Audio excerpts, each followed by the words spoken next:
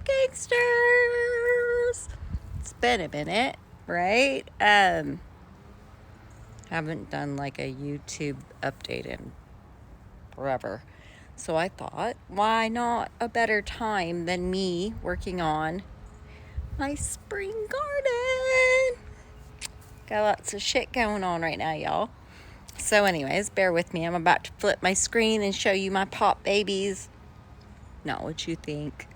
Like literal flower pot babies. Yeah, just hold on a second. So here are the cute little pot babies. They're getting their daily sunshine right now. I've got a ton of different types of flowers, pollinators, just pretties. I've also got herbs and some produce up in there. They're just kind of hanging out in the icky lawn because, whoa, I killed a lot of crabgrass last year, guys. Now I got to fill all this in this year. That's crazy. Anyways, guys, so that's, the first part. Now we're going to hop over to the actual garden where I've done a shit ton of work and I'm so excited. All right, first and foremost, an actual garden overview. Don't mind the fence that's falling over from the wind and everything. Some of you will know because I posted it on social media that I was kind of revamping my garden. And what I did, I ripped out my old garden beds, replaced them with these cute raised garden beds that will be way more sustainable. And then I laid a shit ton of new garden river rock. If you're a friend of mine, you will know I like to garden barefoot. And walking on these rocks, it feels really good. They get warm. They're little different bumps. They massage my feet, and also it helps with mud and just ickiness, and I just vibe out on it. It's beauty. Anyways, let's start in the garden, eh? So, pallet walls. All three of my pallet walls are going to be exactly the same pattern. So what I've done this year, I've decided to do some companion planting and also pollinators, protectors, and what I like to call sacrificial plants. So first row on my pallet walls are going to be zinnias, calendula, and alyssum. Those are my pollinators. Second row are herbs, I believe. Okay, back after a phone call with one of my besties. So these three pots and then that in the background, I literally fucked up and I planted peppermint into the ground. So I've got wood on top of them now. I'm trying to smother them. I don't think it's gonna work. I'm gonna have to find a different way. That shit is spreading into my yard and into my garden. It's literally fucking everywhere. It's making me crazy. I can't get rid of it. Anyways, these pots right here, these are all tomatoes. First one is San Marzano, which are basically kind of like Roma tomatoes. They're good for stews and shit like that. Around that, I also have, I think the mister planted basil around this one. Here we've got my cherries, my cherry tomatoes, just to be clear.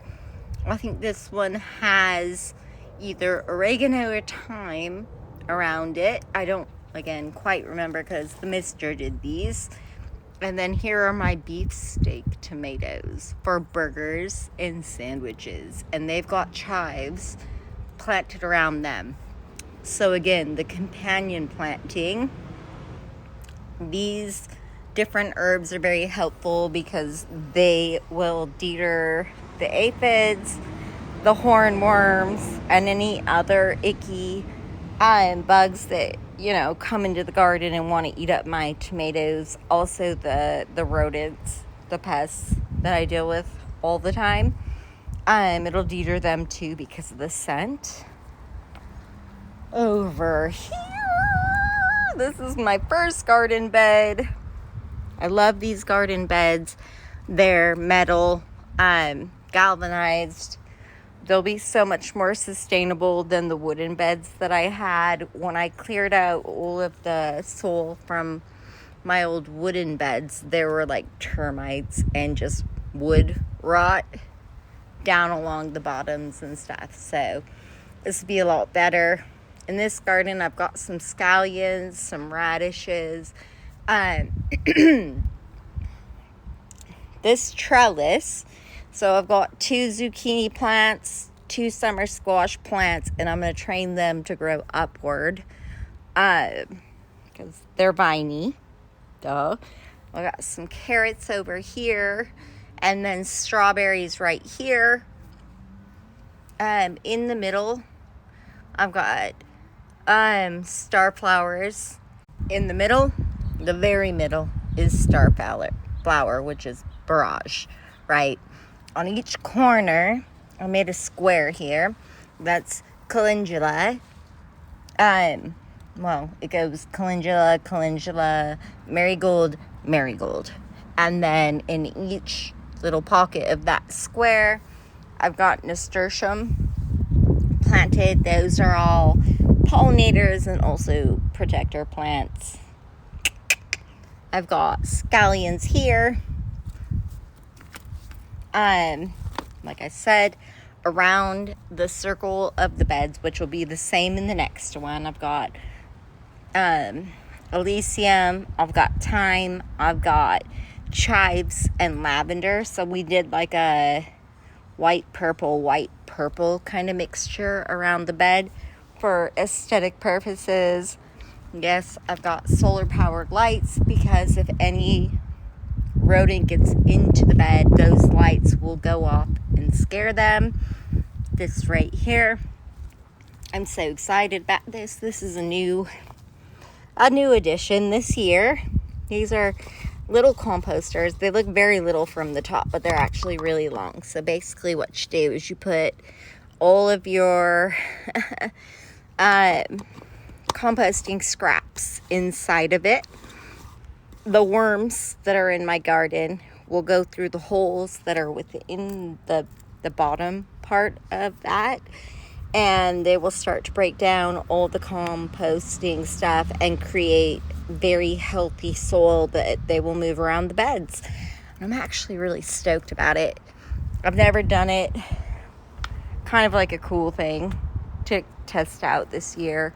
Again, pallet walls are going to be exactly the same. This bed around the edge is going to be the same. The middle is going to be the same. Compost exactly the same. We've got scallions.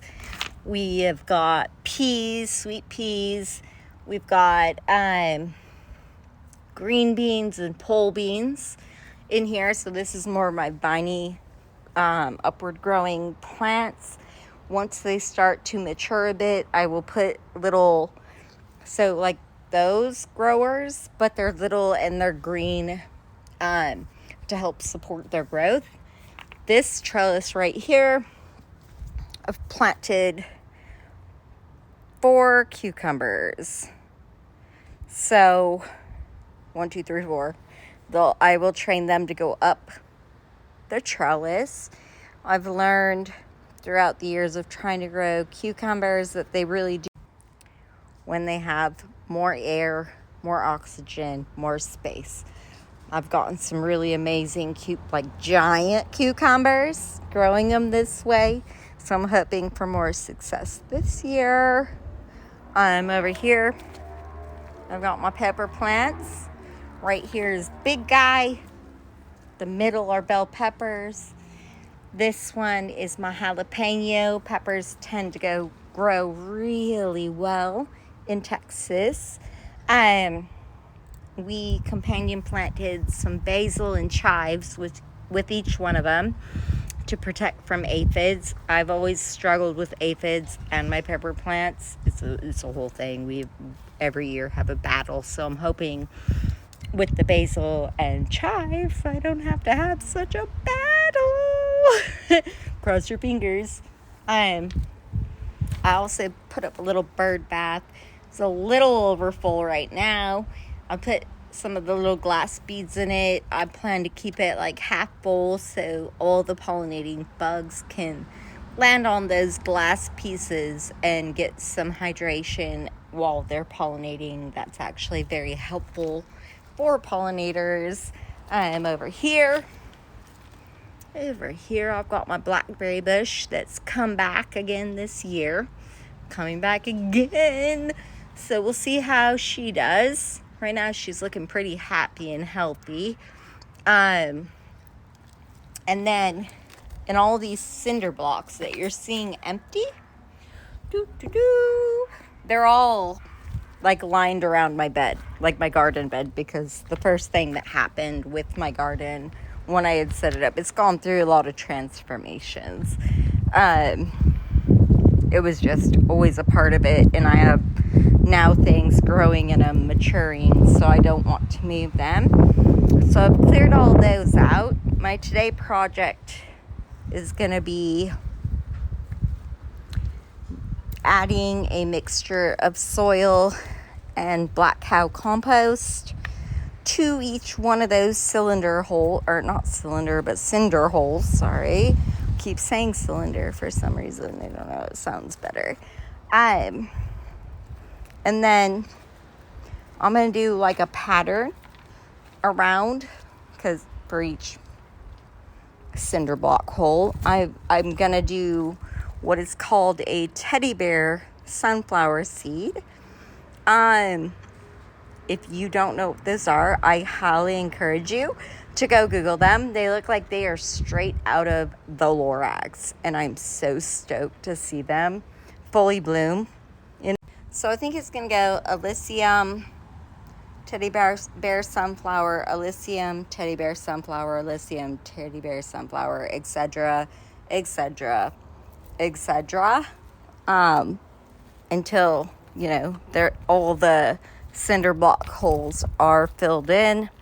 And then it will literally just be a matter of figuring out how to get rid of the mint that is quite literally trying to take over the garden. And I don't have any hate for mint, but I do not like its takeover situation. It is doing too much. Please note, do not ever plant mint directly into the ground. That was a first timer mistake, and I fully regretted it for years since. And it only gets worse every year. So anyways, don't do that shit. Follow my lead. Don't ever do it again. Anyways, this garden, I've got my drip system set up. I need to finish putting it back together. Some of the pieces like that right there, they've lost their stretch because of the weather. They've been very weathered. And yeah, that's it. So anyways, that is the current early spring garden update. I can't kind of wait to see how companion planting and protector plants and pollinator plants, all of it works with my garden this year. Like I said, it is the first year that I've actually done this, so it'll be interesting to see how the gardens do, especially with the composting. I know it'll take up to 6 months for the worms to fully break down what's in there, and I'll just keep filling it as it breaks down. But I think good things are in store around here. I'm fucking stoked. I cannot wait for first harvest. And we'll be doing this through fall because Texas... Whoa, look at my hair. I look like a poodle. Texas is an amazing place to grow year-round as long as you know what you're doing and how to water and maintain. Not not year round, but like spring through like first freeze. And even then, there's still shit you can plant. Just gotta know what you're fucking doing. I am so stoked.